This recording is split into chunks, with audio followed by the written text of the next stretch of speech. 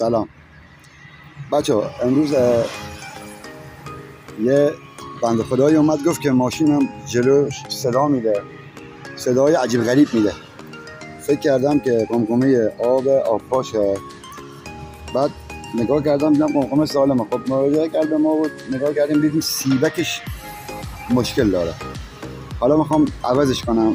میخوام امروز به تو یاد بدم که سیبک فرمون رو چطور عوض کنید. میخوام خوشگل به تو یاد بدم که خودتون بتونید سیبک رو باز کنید و ببندینش، و به شرطی که یه اصولی، یه قواعدی داره که اونا رو که میگم دقت بفرمایید، یادداشت کنید. تو اینا نباید اشتباه کنید. اگه اشتباه کردید باید مراجعه کنید جلوبند، که اگه خودتون دست بدید جلوبند هم دیگه از شما تحویل نمیگیره. یه قانون اینطوره، دست بزنید به چیزی استکار تحویل نمیگیره. خب اولی کاری که میکنیم بچه ها، پیچای چرخ شل میکنیم. حالا سیبک هر سمتی که میخواد باشه. اگه حالا این ور خب چرخ این ور باید داریم، اگر اون ور که چرخ اون ور داریم. ما دو تا سیبک داریم جلو هر ماشین، بهش سیبک فرمون که رو طبقه. خب پیچای چرخ رو شل میکنیم که من شلشو کردم. حالا من وقتی ویدیو گرفته نشه، جک میاریم به این صورت، میزنیم کجا؟ زیر سینه ماشین. حالا اومدیم ما دنبال این بنده خدا، بعد جایی هم گرفتار شده توی خیابون، محل کار نیستیم. خب چرخ بازش میکنیم، بریم برای بقیه مراحل که یکی یکی بهتون بگم. زمانی که چرخ رو بازش میکنیم، خب سعی کنید بچه ها، مخصوصا با جک شخصی، حالا خود حالا با جک های تو مغازه خب اون حسابش فرق داره، خلق داریم. ولی بیرون اگه باشیم یا خودتون تو خونه، خب یه وسایل ببخشید حالت صنعتی دارن، مثل دریل تخریب مثلا، برای کار صنعتی، برای کار خونه. حجمش با هم فرق داره. درسته؟ منظور مگرفتید فکر کنم چی گفتم. حالا قضیه اینه، اول چی بچه‌ها؟ ایمنی. درجه اول ایمنی. خب لاستیک درش آوردم بچه‌ها، گذاشتمش اینجا، می‌بینید زیر چرخ. درست؟ خب حتی جوری میذاریمش که اگه خدایی نکرده مثلا ماشین رو جک رد شد افتاد، به فرض آقا این قسمت نزنه لاستیک پاره کنه، طبق میفته رو رینگ، حساب اونم بکشید. خب یه سنگ هم میذاری زیر چرخ عقب، دستیرتو بالا میکشید، چرخا جلو رو هم دنده، ماشین رو محکم نگرش میداری جا خودش. سعی میکنید جکتون رو زمانی که این برید بالا مطمئن باشید از جک. بچه همیشه حس کنید که ممکنه ماشین مثلا بیفته، همیشه در نظر داشته باشید. حالا ماشین فدا بیفته، چیزی بشه، فدا سرتون، خدای نکرده اتفاقی برای خودتون نیفته. نیاید داغ رو نفع کنید ضرر شه بهتون. خب سیبک فرمون بچه‌ها کجاست؟ سیبک فرمون اینه میگه چی بچه‌ها؟ سیبک فرمان. خب بچه‌ها کار سیبک فرمان چیه؟ میدونید اصلا سیبک فرمون آقا چه کار میکنه؟ قضیه‌اش چیه؟ بچه‌ها سیبک فرمون اگر خراب باشه، تمام ماشین درجه یک اوکی. خب سیبک فرمون خراب باشه، یه طرف خراب باشه، ماشین به جوری صدا میده که اصلا انگار ماشین چی به تو بگم، اوراقه. یعنی یه سیبک فرمون به این قدر تاثیر داره، یعنی صدا رو مستقیم میزنه تو جعبه فرمون. درست شد؟ خب این سیبک فرمون نه، میبینینش؟ این یک سیبک فرمون چیه بچه‌ها؟ نه. سیبک فرمون بچه‌ها یه گردگیر داره اینجا، ببینید گردگیرا این چیه؟ این پولوسه، این پولوس. ببینید پولوسا، ببین مدتی یک بار بچه‌ها نگاه کنید به این گردگیر پولوس، برید نگاه کنید آقا، بخوابید زیر ماشین نگاه کنید، اگه پاره شده باشه دوست داشتید یادتون میدم که خودتون اصلا جا خودش عوضش کنید. چرا؟ اگه این عوض نکردید خب گریسش میاد بیرون، آب بارو باشه، حالا آشغال باشه رو آسفالت، یه دونه شن ریزه بره داخلش، کلپولوس خراب میکنه. 1.5 میلیون پول کلپولوس تا با گردگیر و گریس و اینا درم تقریبا 2 تومن، 800 تومن، 1 تومن دستمزد، یعنی 3 میلیون براتون میفته. دیگه گفتم بهتون بدونید، یه گردگیر پاره باشه محل نذارید 3 میلیون میفته براتون، غیر از معطلیشان. دارم بهتون میگم. دوست داشتید بهتون یاد میدم که چطور اصلا پولوس عوض کنید، خدای نکرده پولوس خراب شده، گردگیر چطور عوض کنید. امروز میخوام سیبکی بهتون یاد بدم. خب سیبک وقتی خراب میشه بچه ها عزیزان، این قسمت رو ببینید، این میفته رو چی؟ رو قرقری فرمون بهش میگن اینا. دیدین اینا؟ این میره رو جعبه فرمون بچه ها. یعنی این کارش چیه؟ اگه گفتین فرمونه که میچرخونید، این فرمونه میچرخونه موج عرض شود بازی های ماشین با کمک این بنده خدا میفهمه عمل این میگیره که صدا نیاد داخل ماشین بهتون. این از این. وقتی میخواید بازش کنید بچه ها، شما که جلو بند نیستید، اگه اشتباه بستینش ماشین از تنظیم فرمون میفته، ماشین میفته به لاستیک خوری ها یا یه دست میکشه. دیدی وقتی میرید پیش جلو بند بهش بگید تنظیم فرمون بزن، یه سیخی دستشه بچه ها، میدونید کجا میره چی کار میکنه؟ امروز بهتون میگم. میره زیر ماشین تو گود، اون سیخه رو میگیره. خب بچه ها از این ور چرخ و به اون ور چرخ، خب یعنی از این لاستیک هست از پشتش از بالاش یه سیخ میزنه تا مثلا اگه بالای لاستیک گرفت از اینجا، اونو هم بالای لاستیک میگیره. گرفتی چی شد؟ اگه پایین گرفت اینم از پایین میگیره. یعنی اگه مثلا مثال میگم بچه، اینا مثالن. اگر ببین بچه ها، من جلو بند نیستم ولی برای دوستی آشنایی خودم انجام میدم. تو جلو بندی گفتم به تو شوخی نداره، با جون آدم سر کار داره. خدایی نکرده اگه کسی مراجعه کرد به عنوان جلو بند و تو مکانیک بودی، ماشینش درست کردی، رفت تو جاده، اتفاقی افتاد، پدرت در میارن بیرون، میگن آقا تو چه کاره بودی دست دادی؟ هزار که تو چی استاد جلو بند باشی، بلد باشی، میگن آقا تو کارت مکانیکیه، تو حق نداشتی دست بزنی. تماما خسارت میفته گردن. خدا نکرده کسی فوت کنه وقتی میشه طبق ببره، طبق بشکنه، هر دلیل. یعنی با همه چی این فرق داره. این با جونمون سر کار داره. چرا تو جاده بری خدای نکرده اگه اتفاقی افتاد میکشته. ماشین است که موتور بسوزه بگیم مثلا موتور سوخت تعمیرش کنه، نه، جلو بندی اگه جایی خراب شد چپت میکنه. خب سیبک حالا مال ما چی شده؟ گردگیر پاره شده. میبینید بچه‌ها، میبینید معلومه؟ ببینید گردگیر داره، این پاره شده، گریس اومده بیرون، خراب شده، تموم شد. همش همین. اینم خراب کرد. این میدونید چیه بچه‌ها؟ هر که به من گفت این چیه، حالا ممکنه چیز ساده ایه، هر کس به هم گفت این چیه، هر چند نفری درست بگن، از توی بچه ها کارکشی میکنم به شانس، خب به 2 نفر یه جایزه خوبی میدم. خوبه؟ هر کس گفت این چیه و کارش چیه تو کامنت ها بهم بگه. جایزه خوبی پیشم دارم. خب میخوام بریم چیکار کنیم؟ میخوام بریم سراغ سیبک فرمون بازش کنیم و تعویضش کنیم. قبل از اینکه ما بازش کنیم، خب چیکار میکنیم؟ چون سیخ فرمون ندارید، یه خط میندازیم اینجا با ماجیک، با یه چیزی علامتی میذاریم که وقتی اینو من بازش کردم دورش بدم، ببندمش تا خود همونجا بسته شه. اگه این اتفاق نیفته چی میشه؟ ماشین از تنظیم فرمون میفته، ماشین یه دست میکشه. خب حالا باید چیکار کنیم بچه؟ حالا ما باید بلند شیم، پیچای زیر پیچ زیر سیبک رو باز کنیم. یک عدد پیچ داره، ببینینش، پیچ باز میشه با ابزار مخصوص. اگه داشتیم اینو میگیریم میکشیمش بیرون. اگه حالا مثلا ما ابزار نداشتیم، اینجا آدم فقیریم،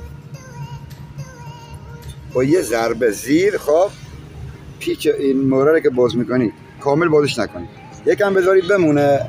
که برای چی بچه‌ها گفتین که با چکش که میزنی زیرش درست خراب نکنید.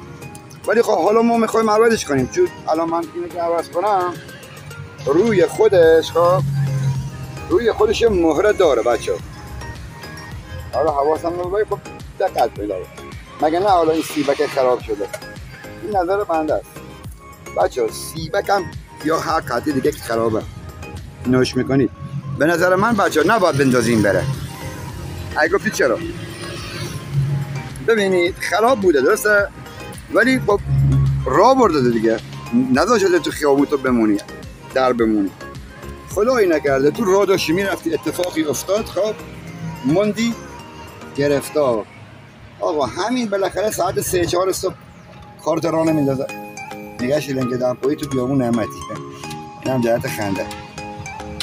حالا که من گفتم بزنید مهره رو باز نکنید که اگه ضربه زدی خراب نشه. یه لحظه یادم اومد که نه ما میخوایم عوضش کنیم. این مهره است، ببینید این نوع است دیگه، خود نوع مهره داره. بچه اینو ببینید، این سوراخو بذار ببینیدش، یا کن این رزوه داره. خب اینه که بازش میکنم روی اینا وقتی میخوام ببندمش، خب دقیقاً باید همینجا بستش، دقیقاً. اگه یک کم اینور یک دندونه اینور اونور باشه ماشین یه دست میکشه. اینو گفتم که بدونید. خب چطور بازش میکنید؟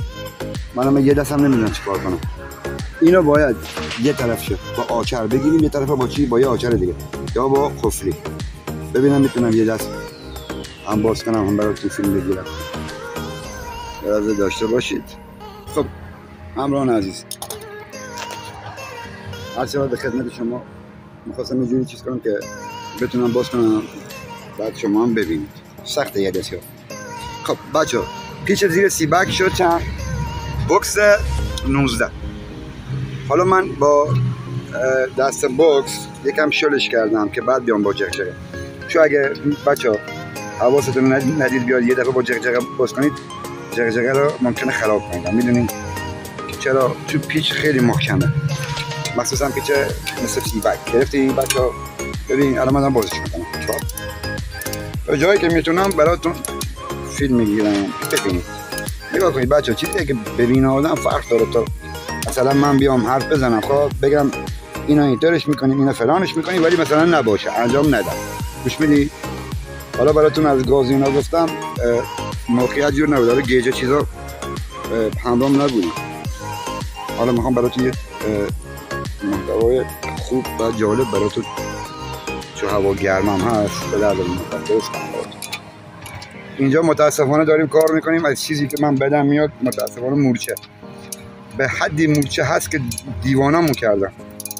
هر بلایی بر سرشون میارن بازم میان تو بدنت گازت میگیرن. از چیزی که من نفرت دارم مورچه است. هر جا برم مورچه است. منو که میبینن هجوم میارن به بدم میادم مورچه، هر جا میرم میاد پیشم ضبط میشه پیش منو بدبخت. خب بچه من این پیچو شرش کردم، ببین باز شد درست. خب حالا به تو چی گفته بودم؟ فرمونه بپیچونی من نپیچونی فرقی نداره برای چی؟ اندازه کردن چی؟ سیبک. خب حالا ما خود سیبک خرابه درسته؟ میخوایم چیکارش کنیم بچه ها؟ بندازیم بره. خب حالا میتونم مهرش ببندم روش، میتونم نبندم، ولی من از اینجایی که عادت کردم به کار بهتر چیه که مهرش چی ببندم. حیف بالاخره جایی به دردم میخوره. یا مهرش گذاشتم درسته؟ حالا چه کار میکنیم؟ با ضربه. حالا اگه آچار مخصوصش بود با آچار مخصوص تنگش میکرد میومد بیرون، ولی باز نگاه کن ببین دو ضربه میاد بیرون. کن حواستون رو بدید بچه‌ها، اینو قطع نکنید خراب بهم بگید چیه.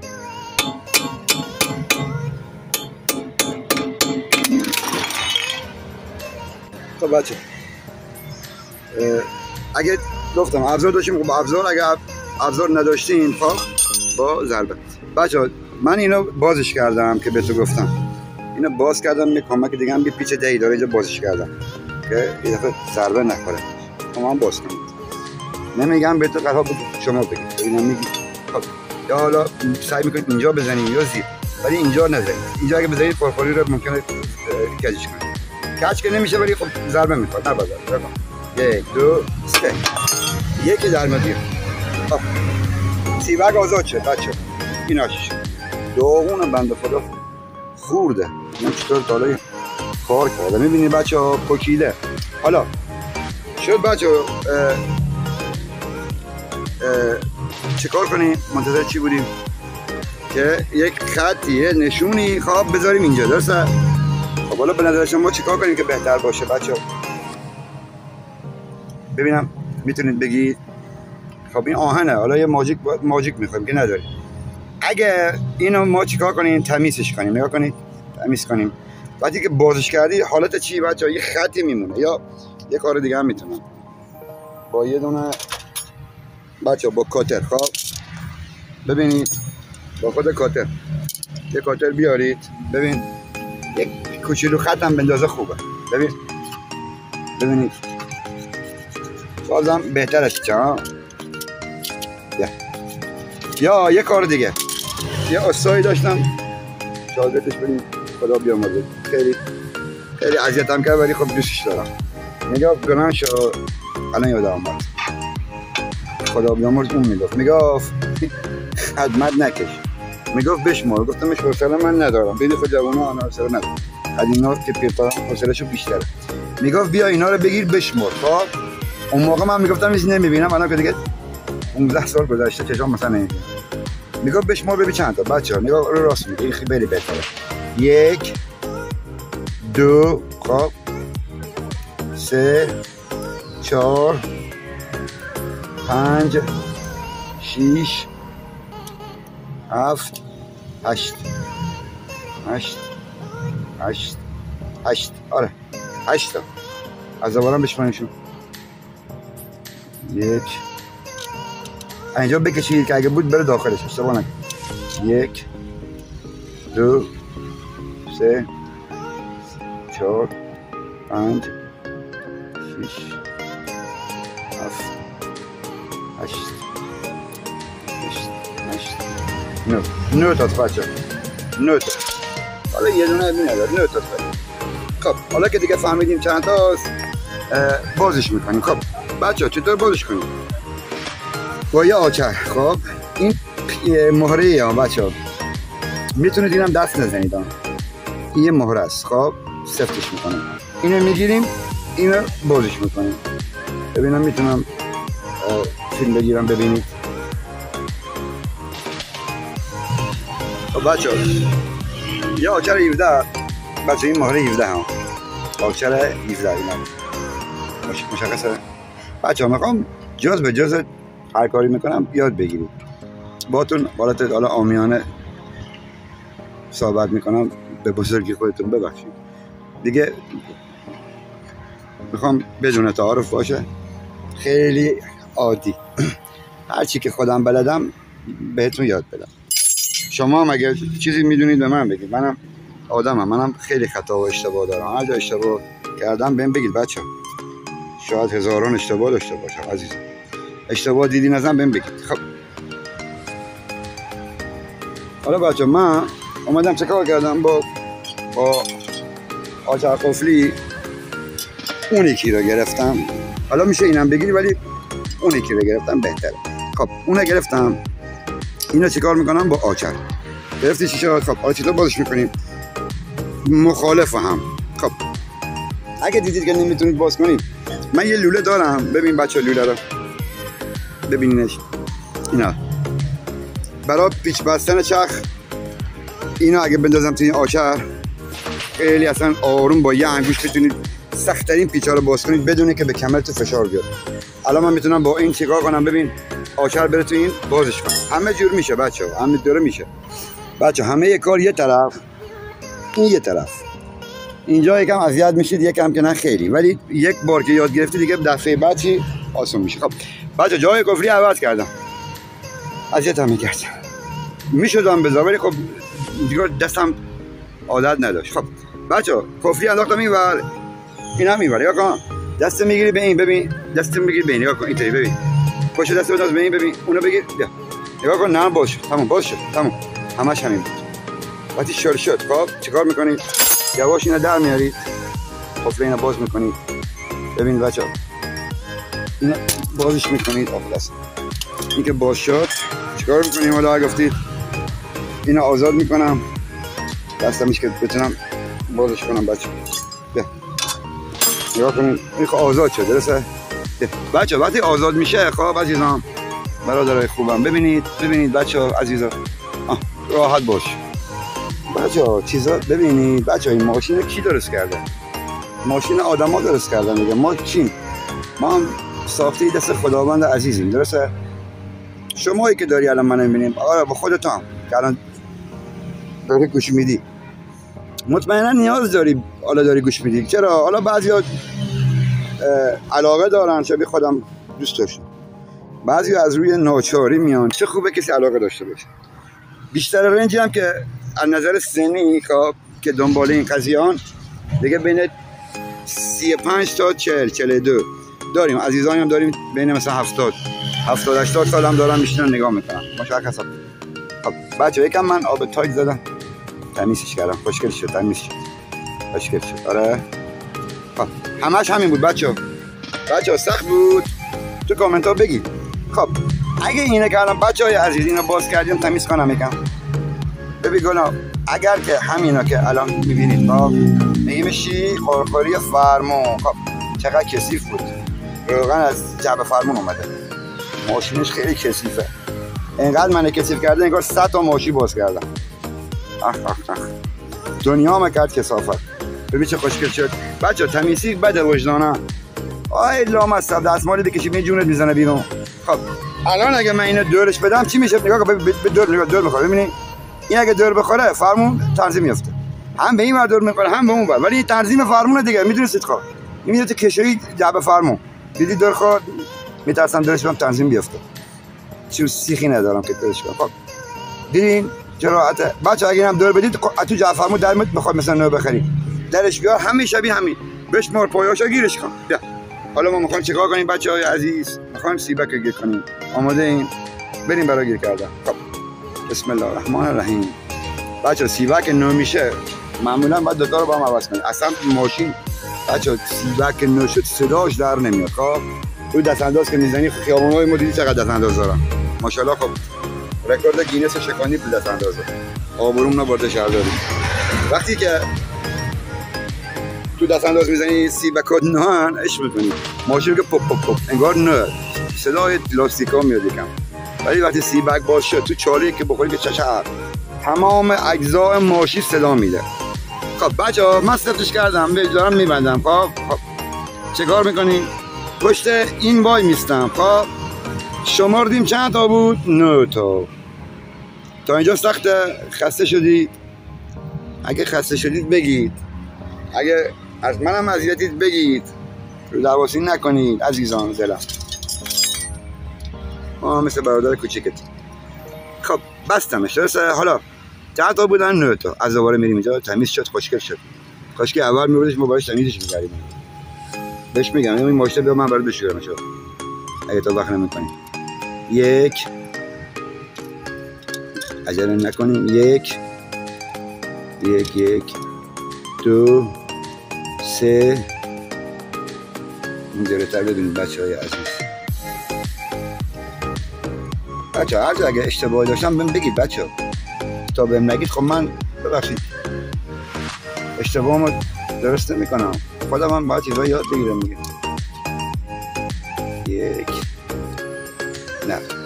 1 2 3 پیر شدم خدایا. اول خوب شمردم چرا نمیتونم، چرا من اینطوری شدم مثل این دوری خورده. وای وای قطعاتی ندازمش. 1 کثیفه. خب بابا اینقدر کثیفه که تمیزش کنم لای اینا بخوره چک. 1 2 3 4 5 6 7 8 یکم باید بده. آره یکم این رو به این ور. آره الان درست شد. اوکی الان درست شد. خوبه خرابش کنم.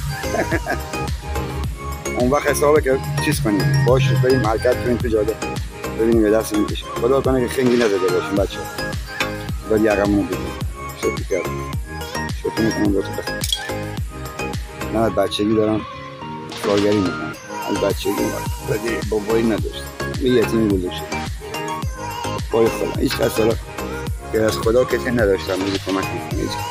مادر عزیزی دارم که با ناراحتی هایی که من براش درست کردم مادرم پیرش کرد. خیلی برام زحمت کشیده. هم پدرم بوده هم مادرم بوده. مادر خوبی دارم. از دار دنیای مادر داریم. با دعای این مادر نفس میکشیم. هرچی داریم از دعای مادر. انشالله که اونایی که پدر مادرشون هست در خیر حیاتن سالم باشن. 1000 ساله طول با عزت عمر با عزت اونا هم که نیستشون آسمونی هم نور به قبرشون بباره. خدا رحمت کنه همه رفتگان. امشب هم شب شنبه است، فرقی نداره. به نظر من بچه‌ها چیزی به تو بگم، بچه‌ها به نظر من رحم معدود برای مرده نیست تنها. البته پس رحم معدود بچه‌ها اصلش برای زنده است. میدونستی ما هم نیاز به فاتحه داریم.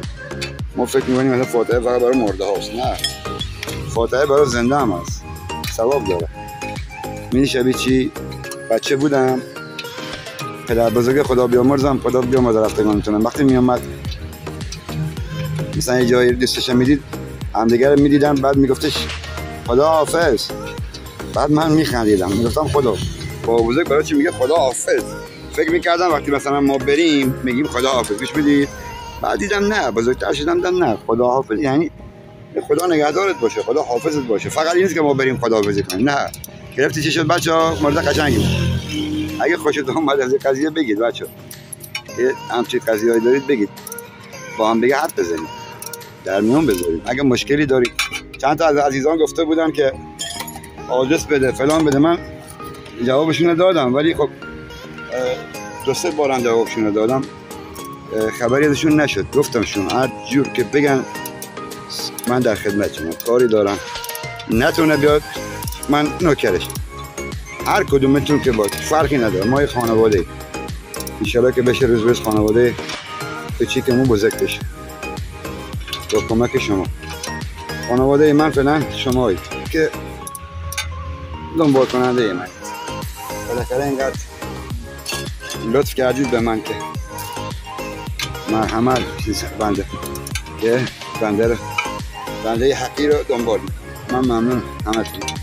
خب بچه‌های عزیز، بیشتر از این اذیتتون نکنم، وقتی شما رو نگیرم ویدیوم طولانی نشه. خب الان دارم میبندمش، اینو میبندم، اینم که گفتم بگید چیه، اینم میبندم، چرخ میبندمش. خود دیگه میدونید چرخ چطور بسته میشه. آره ببندمش ببینیم چی میشه. اگه خوشتون اومد بگید، بدتون اومد بگید. بچه‌ها اگه میگم کانال رو سابسکرایب کنید، خود شما هم حواستون رو بدید به دیگران بگید، کمک کنم. منم چشم امیدم به خدا و بعد بنده خدا. البته خب همش خدا در کل. بعد از خدا به جانشین خدا روی زمین که کیه؟ انسانه، اشرف مخلوقات که شما عزیزان. منم امیدم به شماست که بعد خدا. شما اگه حمایتم نکنید من بعد کاسه کوزم جمع کنم. اگه شما بخواین، همیشه گفتم من هستم. البته که من کوچیک همم عزیزان، من هستم، نه که به منظوری خدایی نکرده، من از باب از همه کوچکتر هستم. نگاه کنید عزیزان، شما اگر دوست داشته باشید من میتونم ببین، شما بخواین من میتونم بمونم. گوش کن معنی حرفا. اگه شما نخواین، حتی اگه من خودم هم بخوام بمونم نمیتونم بمونم. گرفتی چی شد؟ یعنی شمایید که باید اینجا نتیجه حساب این موضوع مثلا حلش کنید. یعنی شما باید بخواید یا نخواید. من هیچ کارم، من که 100% میخوام باشم، ولی اگه من بخوام شما نخواین، 100 تا سر منم که باشه نمیشه. پس کمکم کنید، سابسکرایب کنید، بالاخره منم دیده شم. بالاخره یه عمری بدبختی کشیدم من از بچگی با آرزوهایی که هیچ وقت بهشون نرسیدم. روزام شب کردم، شبام روز کردم، چشامونو باز کردیم دیدیم شد 42 سالمون، هیچ کدوم از آرزوها محقق نشدم. فقط خداوند تن سالممون داده. خدا شکر که اگه با یتیمی بزرگ شدیم، با بدبختی بزرگ شدیم، معتاد نشدیم، به راه بد کشیده نشدیم. فقط از این بابت خدا را سپاسگزارم و دست همه مادرانم میبوسم. عزیزان دلم، بیشتر از این مزاحمتون نشم. همتون رو به خدای بزرگ و مهربان میسپارم. حرفی چیزی اگه بالاخره زده شد، کسی ناراحت شد، به بزرگی خودتون ببخشیدم. خدا نگهدارتون تا ویدیوی بعدی.